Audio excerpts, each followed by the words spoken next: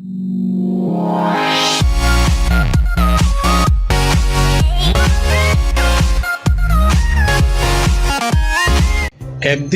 প্রলয়ঙ্কারী ঘূর্ণিঝড় আর অপরদিকে অবিশ্বাস্য ঘটনা যা ঘটেছে মঙ্গলবার ঝড়ের সময় কক্সবাজারের মহেশখালী উপজেলায়। একটি ছবি আজ বিশ্ব বিবেকে আঘাত এনেছে। বোমা মেরে যখন পৃথিবীর মানুষকে পাখির মতো হত্যা করা হচ্ছে, সেখানে একটি প্রাণী বিপরীতমুখী আরেকটি প্রাণীকে বাঁচানোর জন্য তার জীবনটাকে বিলিয়ে দিচ্ছে। ঘটনাটি সত্যই বিরল দৃষ্টান্ত।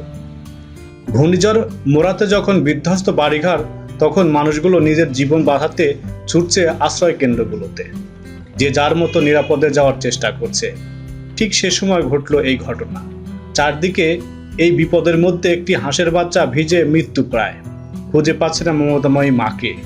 ঠিক তখন পেল একটি নিরাপদ আশ্রয়। মায়ের ভালোবাসায় সিক্ত হলো একটি বিড়ালের কাছে। একটি বিড়াল তাকে বুকের মধ্যে আগলে নেন। তখন জীবন নিয়ে পালানোর সময় এক ব্যক্তি দৃশ্যটি মোবাইলে ধারণ করে, যা অবিশ্বাস্য হলেও সত্য ঘটনা। পরে ফেসবুকে ছবিটি পোস্ট করা হলে বিশ্বজুড়ে হইচই পড়ে যায়।